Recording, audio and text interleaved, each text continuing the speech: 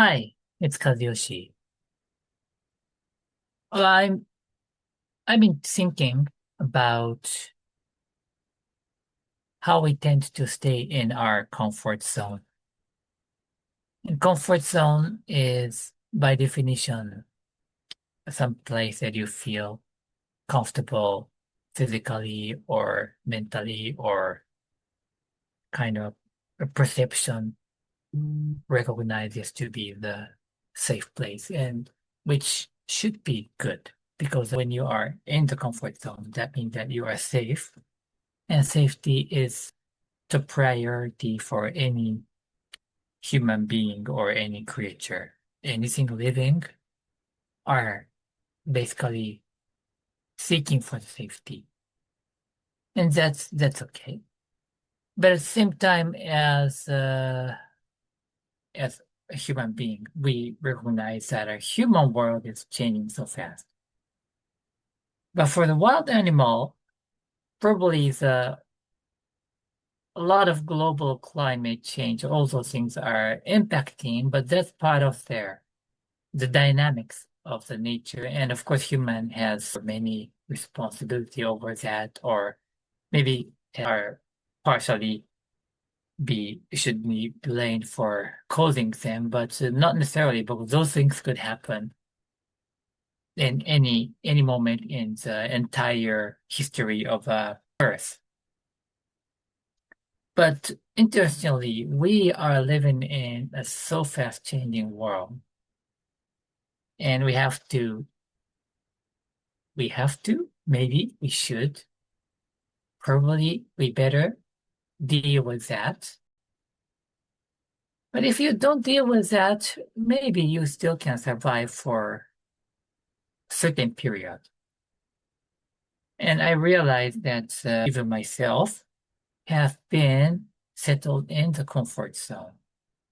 The reason I say I even myself is because I'm the person who is teaching the upside of getting out of the comfort zone and constantly recommending to constantly update yourself and which means your comfort zone. But the person who is saying that realized that I'm stuck in the comfort zone myself. And that happens. And as I said, it's not a bad thing. But once you recognize that, there are options. Number one is to stay where you are. Number two is to get out. Only two options. And both are correct, but both have a different consequence.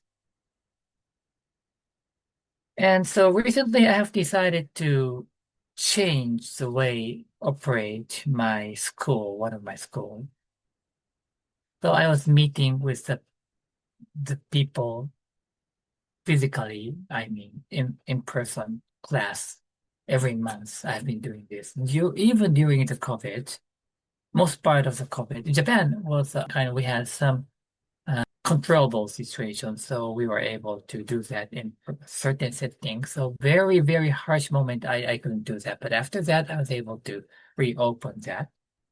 And we have been doing that in person for a long period of time. But I realized that, oh, maybe I'm stuck in the comfort zone, and I think this has generated certain value. But now I start to feel that we gotta move.